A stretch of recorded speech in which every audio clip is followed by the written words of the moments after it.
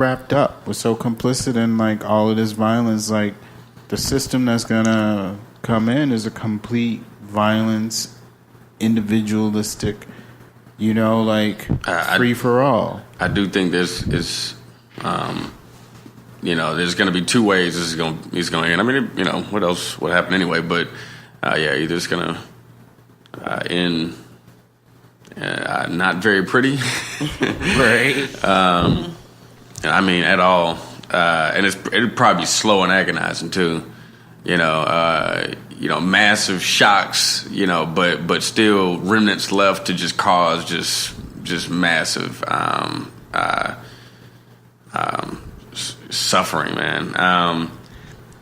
Or hopefully we all can get involved enough and save this shit before that happens. I mean, what are we saving? Like, are we? We're saving ourselves from chaos. Like she said, we're saving ourselves from this getting that bad. Because if we can, at the end of the day, like she talked about the bedrock and that piece of paper, this Constitution, we can erase that shit in a lot of ways and restart. That's what's happened over the years. That's what those amendments are. It is addendums, and I think it is time for a lot of new addendums. Just an enhanced Bill of Rights. That is gonna change what the baseline social contract of this country is. And right now the baseline social contract is trash. Very. And that's why, at the end of the day, it's rampant poverty in a lot of ways. I don't think everything about the Constitution is bad, but I think there are definitely some areas for improvement. That's what's been happening long before I was even here. Yeah. I think we have to get rid of the oligarchy, because as long as we have a few people that own everything, we're all always going to be kind of poor, right? And some of us are poor, we don't really know it because we can buy some things every now and again, right? But still, overall, our quality of life is not well. And so, I mean, it really kind of starts there as identifying who the true enemies are. Sometimes they're not always the people who sit in Congress. They're the people who fund. Yeah, for sure. Wow. Yeah. In Congress. Big pharmaceutical companies. Right. Big oil companies. And, I agree that, if we get rid of oligarchy, that's a step, but there's so much more to do. And I think, again, pivoting back to the conversation about, even if we get money out of politics, it's sort of the intention still, right? There's still other ways in which you could be evil and people will still be in poverty. And so we really need to look at the systems that are in place from a very local level, the opportunities for folks, especially Black folks, and just realizing that it's accessible. Like, people can run for Congress. It's not some elite club. Like, in some states you have to pay $15,000 just to get on the ballot, which I've realized over the last year. Some people have to pay $7,000. You have to have ballot access. You have to get a certain amount of signatures. But if you're really passionate about this work, you can do it. And the experience that you need is the experience that you've already proven on the ground. You don't need to be a lawyer or a career politician. People will elect you based on your integrity. And that's why, and it's really great to be in St. Louis and like that event that we went to the other day where all these activists are now like aldermen and they are, state representatives and young people, like really young people like Bruce Franks. So, I want to just close out this discussion around the book and, maybe as just kind of like a closing thought from Patric, just about like, what's a lesson about colonialism like that? Like, because we were having this conversation yesterday and you were like, just the notion of enduring colonialism freaks me the hell out. I think I'm going to read these questions that Dr. Hall actually sent me about like his chapter. The first one said, does the colonial experience, legacy still matter? And the second question is, how does the colonial past connect with the present global immigration and refugee crisis from the global south to the north? Then the third question is how is the global landscape changing, especially with China's rise and that of other non-Western countries, India, etc. I feel like dun dun dun to be America is that beacon of light, but sometimes it does not spew the nicest of light it's to a the rest police of the world. light. It's like it's a police light. It's like shining on you, like creeping. Or like a you. magnifying glass sitting over top, frying you to pieces. Right.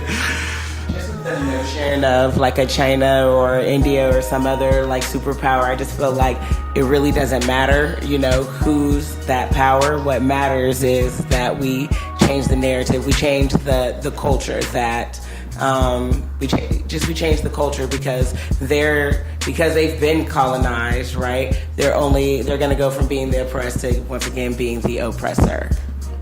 There's a great article called "Decolonization is Not a Metaphor," and like we've been like a lot of people use that, decolonize this, decolonize that. They really don't mean like decolonize is a serious prospect. It means like change how you think, change the shit you buy, right? Change like the whole system because it's rooted in oppression of people. So, and I think I interrupted you, but go ahead. Well, just closing statements. I grew up in Jamaica, and that was sort of, I witnessed, well, not really witnessed because I was born in 1981, but literally 5 or 6 years prior, Jamaica became a country, like its own, independent country. So I remember, singing God Bless the Queen and just the whole British way. And we all wear school uniforms that were very British. And the country itself is very obviously a third world country, and there's extreme poverty there. But you have these folks that really are really outside of the system altogether. And they, just like, can I quote Shadas, the movie Shadas? Police, politician, I'm gonna trust none of them, rude boy. So that's the mentality over there, and that's the way I grew up. Also thinking that this sort of trust level, it's just not gonna work. And then over time, just being in this country, honestly, I feel very patriotic in a lot of ways. The fact that we've got opportunities here, and I feel like I can be in a position, or I am in the position to create opportunities for folks that can open up the gates to more leadership to come in and actually be mentors for others, to create organizations like Brand New Congress, like Indivisible, like people that are shining a light on these really important issues and electing folks that are going to do a great job, and having that support system. Just like many movements that we've seen over time. And so like looking back at history, looking at these movements and these movers and shakers that we all admire, that we want to sort of bring back into the narrative of today's culture, we can do that. And I think, in my short-lived political career, I've seen just a momentum that's the largest I've ever seen since I've been alive. So I think we're getting there, and I'm, proud to be a part of this revolution. I think we are definitely in a political revolution, and that we can break out of this sort of shackles of colonization. But of course, you're going to have the mindset of looking forward in an extreme way and really focus. It takes extreme focus because, like I was saying earlier, with the distractions, it's easy to look back and saying, this is never going to be the perfect world, and we know that it isn't. Just thinking practically, there are changes that can be made, and in a lot of ways we want to make bolder statements. We want things to happen quicker, especially since many of us have kids, and I don't have kids, but many people are looking towards future generations like, Mama, how are we going to fix the world, fix just livelihood, just the possibility of having one job and having a job with good wages and a roof over your head and, clean water. Just basic necessities is all we're asking for. Because they got multiple jobs. And it's not too much to ask. I'd honestly like us to get to a 4-day work week. That's just me. Yeah, agreed.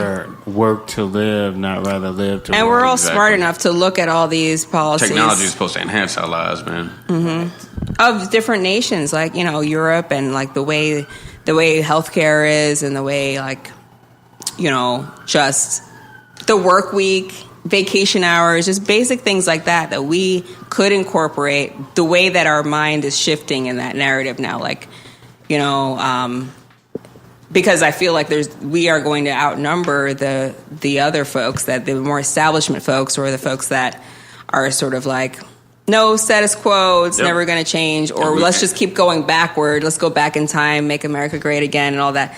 There's too many of us that I just don't feel confident that this is the way our country is going to move. I think that we're shifting pretty quickly from my lens. Those folks are going to start voting.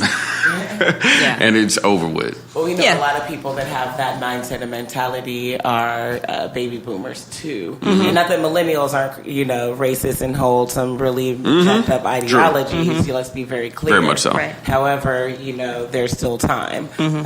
But you know, baby boomers are, you know, kind of going out, and I think that when we have more people, more leaders, whether they're running for Congress, whether they're running for local politics, school board, whatever, or they're just your neighborhood community activists. As long as we have amazing leaders who are thoughtful, who are challenging the current culture, but also making sure that they're living a counterculture so that they can be the example that they want to say. Like, we have to live our reality. We can't just talk about it. We actually have to live our reality, right? So when I say, like, I live my reality, like, I grow corn in my front yard, I have vegetables, a vegetable garden, you know, we do certain things, and I talk like, is corn on the cob growing out of the nice. Out coming of over. No. growing out the damn sidewalk. I was like, nigga, how you get the corn on the cob to grow out the side? It's like the rose that grew through the crack in the concrete. It's the corn on the cob that grew through the concrete. Dopeness. I had some of that corn. But being revolutionary doesn't mean that, you know, we're Che Guevara, right? Being revolutionary means that we grow corn in our front yard. Being revolutionary means that we figure out a way to feed all the children in our neighborhood, even though we don't have a lot of money. Being revolutionary means we, you know, teach our children that you don't have to wear a name brand item, or you don't have to have a certain thing that gives you value in the capitalistic system, right? So we become revolutionary when we actually walk the walk and we model that for others. Great. Dopeness. I really enjoyed this conversation. Me too. Thank you for listening to We Stay Woke, where activists get intellectual. This episode was deeply political. We encourage everyone to get out there and vote, get involved in the process, learn about your candidates, and make informed decisions. You cannot complain if you do not participate. Make sure to follow us on our social medias at We Stay Woke 2K on Instagram and Facebook. And we'll see you on the next episode.